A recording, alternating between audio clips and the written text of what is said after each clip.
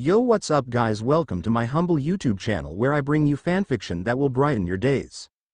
Before we start, a subscribe is greatly appreciated, and don't forget to leave a like and ring the bell icon so you won't miss exciting new fanfiction stories. Two Gods Summoned to a Fantasy World by BenGrem1234.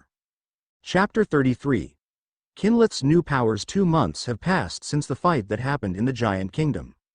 Currently, Kinlith is on her way to the Spade Kingdom where Rimuru asked her to go after she has mastered her new abilities.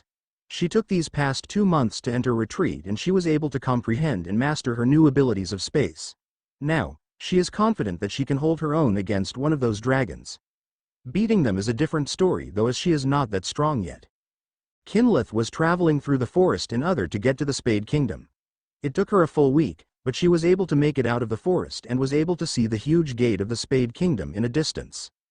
So this is the Spade Kingdom, which is said to be the strongest human kingdom in the world. I can't wait to reach it and begin a new chapter for my life, she said to herself in excitement. With that excitement, Kinlith ran to the gate of the Spade Kingdom. On reaching the gate, she saw that a small crowd of people, mostly humans, were lining up at the gate, and 2 guards were at the gate collecting money from those who wished to enter the kingdom. Kinlith went and lined up with the others, and it took 30 minutes before it was her turn. The guards were at first suspicious of her, since Kinlith is now the size of a 10-year-old girl and kids her age shouldn't be wandering around without their parents, but Kinlith told them that she lost her parents and is now an orphan who wished to find safety in this kingdom. Not wanting to let her suffer, the guards directed her to the direction of the temple and asked her to inform the priest their situation. After that, Kinlith entered the kingdom and was very surprised. The kingdom was filled with humans everywhere, and various shops were selling foods and items in their shop. The buildings in the kingdom were all big and very fancy, but the largest of them all was the castle, which she presumed was the home of the royals' family. Kinlith walked for some time until she remembered her purpose. That's right, I must find Prince Shu and ask him to allow me to join his heavenly knights. But first, I need to figure out where the knights stay in this kingdom. Kinlith, with a goal in mind, began to ask around for the direction of the knights' quarters. Once she got the direction, she set out to go there immediately. After some hours of walking, Kinlith arrived at entrance of the knights' quarters, which was by the side of the royal castle. She entered inside and saw a female receptionist at the counter with different people wearing silver armor head to toe walking around in the room. She approached the receptionist, and when she reached the counter, she rang a table bell to get the receptionist's attention. The female receptionist looked at Kinlith and waited to see what she wants. Good afternoon, miss. My name is Kinlith and I want to know how to join the Heavenly Knights under Prince Shu. The receptionist looked at Kinlith with an annoyed look before sighing. Look, Kinlith, this is not a playground where kids play. Kids like you should be helping in the temple where you can earn some money to eat and other stuff. If you understand that, please leave before you hurt yourself. The receptionist wasn't trying to be rude, but it was just strange that a kid of about 10 years old was asking to join the knight. To make matter worse, the kid is a girl. Kinlith looked confused and annoyed. Miss, I really want to join the Heavenly Knights under Prince Shu. I was directed by someone to go to this human kingdom and join the prince party. The receptionist's face changed to full-blown annoyance. Kid, I tried to be nice, but you are forcing my hand now. How can someone ask you to come to this kingdom to join the Heavenly Knights? No one has that authority besides the royal family. I will call someone to send you out if you don't leave. You don't understand. I really was sent here by someone who asked me to meet Prince Shu and assist him in slaying the demons, Kinlith explained. And who is it that directed you here if not the royal family? The receptionist asked her. It was Lord Rimuru after he gave me his blessing, Kinlith shouted. The moment Kinlith said those words, the room froze. Everybody inside the room looked at Kinlith with a shocked look and slight fear. The receptionist got angry after she heard what Kinlith said. I will not tolerate anyone using the name of our Lord in vain. Kid, if we find out that what you said was a lie, you will be locked up in jail for 10 years. And how do you plan to check if I am lying? Kinlith asked. Since you said that you received our Lord's blessing, it means that you are indeed qualified to be a member of the Heavenly Knights, but we must test your strength. You will have to fight one of our knights in a battle. If you can't defeat our regular knights in a fight, then we will know that you are lying, since those who are blessed by our Lord are said to be beyond human comprehension. The receptionist explained. Kinlith's face lit up. When can we start? Follow me to the back arena. The receptionist led Kinlith to the back arena which the knights use for their training. Upon reaching the arena, Kinlith saw that so many knights were practicing their sword techniques. She could see the power of each knights when they swing their sword, and it was making her excited just watching them. The receptionist left Kinlith and walked to a man in casual clothes standing by the side of the arena. The man looked and saw the receptionist walking to him, which prompted him to face her. Kinlith turned away from the arena and saw the receptionist talking to a man with muscles built who was wearing a casual leather clothes. Both of them were talking and would occasionally turn to her before resuming their talk. After some time, both the receptionist and the man began to approach Kinlith. When the man reached Kinlith, he nodded at her. "My name is Hume and I am the captain of the Knight Order of the Spade Kingdom. I heard about what you said to the receptionist and I will like to test your skills myself. Is that acceptable to you?" Kinlith was overjoyed and nodded. "It is no problem at all. When should we start?" "Right now." Hume turned to the arena. "Hey, clear the arena for me. I want to have a mock battle with this little girl claiming to have received blessings from our Lord." The knights went into an uproar when they heard what their captain said. They were obviously doubting that their Lord Rimuru will bless a random little girl, but they couldn't disobey their captain. After the arena was cleared, Kinlith and Hume entered the arena and stood opposite of each other. All the knight went and stood by the side outside the arena and was watching to see what will happen.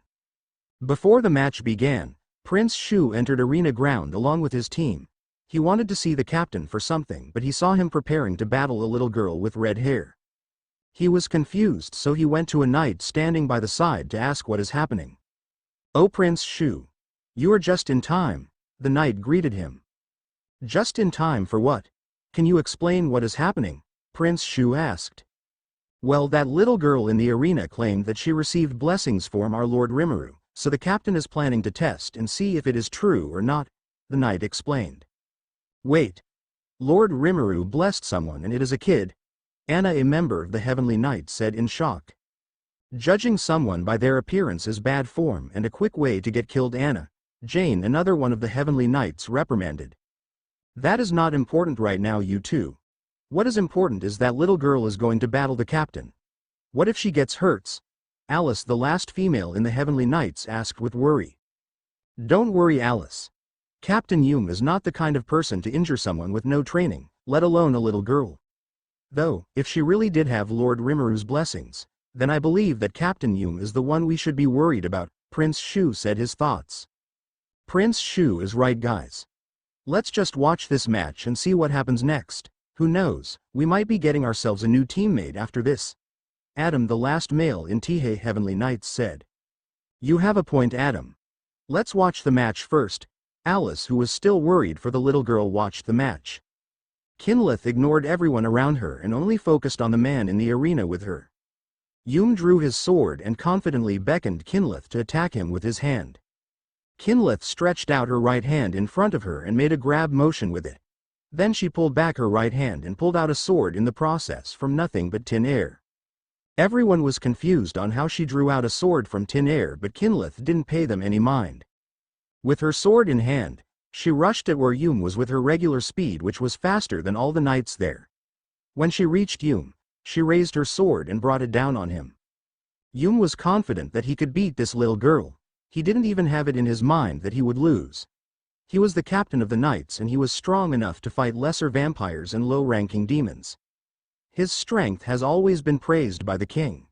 So him being confident that he would win against the little girl named Kinlith was justified.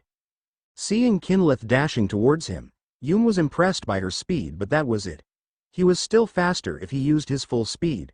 After all, his speed has been compared to that of an arrow that was shot by a skilled archer back in the day. He watched Kinlith bringing down her sword at him and he was about to raise his own sword to deflect it, but he stopped. For some reason, all the instinct in his body is telling him to dodge that sword immediately or he will be killed. He didn't know why his instinct was screaming danger to him, but he listened anyway. He jumped back with all his might away from the sword of Kinlith. That decision is one which he would look back and thank his instinct for alarming him, because he would have been dead otherwise. When Hume jumped back, Kinlith's sword smashed the ground where he was standing before. The force and strength put into the sword broke the entire arena and shook the entire kingdom of Spade, that all the people in the kingdom thought that an earthquake was happening. The shockwave sent Yum flying like a ragdoll, and all the knights standing outside the arena was blown away and crashed into different places. Only Prince Shu, Anna, Jane, Alice and Adam were all right. Kinlith, who was standing in the middle of the broken arena, looked around in confusion. I guess I don't know my own strength. This result was expected. Even though her size has changed to that of a human little girl, Kinlith is still a proud member of the giant race. Her strength is that of a giant, which was said to be able to smash down a tall castle with their bare hands. And the current Kinlith had received blessing from Rimuru, which made her powers to grow to an unimaginable level for a mortal standard. The current Kinlith is strong enough to battle against a suppressed dragon that entered the lower realm, and said dragon, even with more than half of its power suppressed, can still destroy the infinite universes in the lower realm. That is just how much of a monster Kinlith has become, but fortunately, the person in question didn't know about this and just thought that she is stronger than her previous self. Prince Shu smiled when he witnessed the destruction caused by Kinlith's strength. I think we have a little monster on our hands. Says the monster whose power is infinitely rising without stopping, sarcastically remarked Adam. Prince Shu ignored him and approached Kinlith. How are you doing, little girl? Kinlith, right. Kinlith turned around and saw a beautiful man with blonde short hair wearing a silver-white armor. That's me. Can I help you? Yes, you can. My name is Shu and I am the Prince of the Spade Kingdom and the leader of the Heavenly Knights. Would you like to join my team? Kinlith's face lit up in excitement. That was what I wanted from the very beginning. Nice to meet you, Prince Shu. The others approached and welcomed Kinlith into their ranks. They asked her questions which she answered, and before long, Kinlith became one of them, and due to her powers of space, she became the scout of the Heavenly Knights. It was a good thing that she came now, because Prince Shu and the other were planning to set out for the Demon Realm in a week's time.